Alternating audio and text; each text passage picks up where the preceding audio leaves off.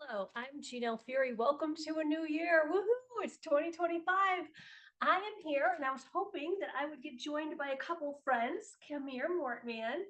Let's not show your butt to the audience. Here we go. Turn right. Yes. That's Pug Mortimer, and this is Pug Zoe. And Zoe is actually starred in the newest Zuggy the Pug book, which we're going to talk about, not the book itself, but we're going to talk about Zuggy the Pug. I am the author, so let's get started. Let's just dive right in of Zuggy the Rescue Pug, various and assorted books. In fact, we're celebrating 10 years this year. I'm sure we're going to do something exciting, but I don't know what that is yet. And Twisty and True Tales of a Shelter Dog Matchmaker, which is 12 short stories about dogs that took the winding road instead of the straight path to happiness. It's available on Amazon. Let me see if I can get you a better close up without the glare. There you go. Tons of fun. 12 short stories. They're easy. They're inspiring. There's possum thoughts. There's quotes. You'll love it if you have a dog lover in your life or maybe for yourself. But what we're talking about this year is how we're beginning the new year, because here we are in the first week. It's time, if you haven't already, to select a word. I'm a big proponent of having a word that sets the theme and the tone and maybe a goal for your year. I have done it in years past. You can check prior videos. But this year, I have a little bit of a different word. Well, every year it's a different word, but obviously a different intention for this year. And it came about in a bit of an interesting way.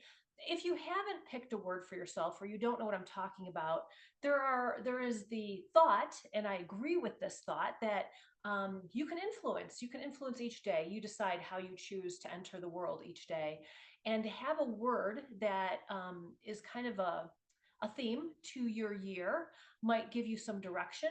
I have a friend who selected the word balance for this year because they just want to be more mindful about how and where they're spending their time. And I know balance is kind of a trendy, always popular word, but not a bad one if that's where you want to put your intention.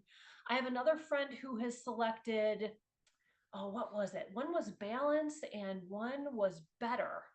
And just wanting to improve a little bit each day in their writing work. And this isn't, we really talked through this too. It isn't about comparing herself with others because that'll kill your spirit. It will just sap your soul to try and compare yourself, but to become better in your own way and in your own work. And so her word is better. My word, however, came from a conversation that I had with an author friend, and we were talking about our goals, our writing goals for 2025. And I told her I had a project that I was working on that was very dear to my heart, and I felt was very important to put into the world.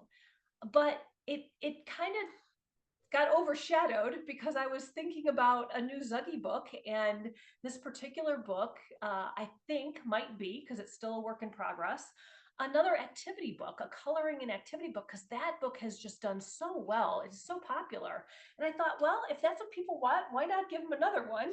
And so as I thought about the creativity that would go into composing and producing something like that, I just got caught up in it and I was so excited.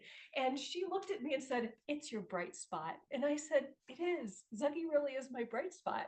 And so, even though both of these projects will be very important and different in their own way, I'm looking forward. I'm looking forward to both, but I'm looking forward to working in my bright spot as well. And so, you might guess my word this year is bright. I have written it down. I'm going to put it up on my refrigerator and I'm going to notice bright things like bright sunrises. And you can say, oh, every sunrise is bright. Oh, not so much in the winter. But we had a bright one the other day and it was just lovely. And it made me recall the word. I want to look at the bright side of things.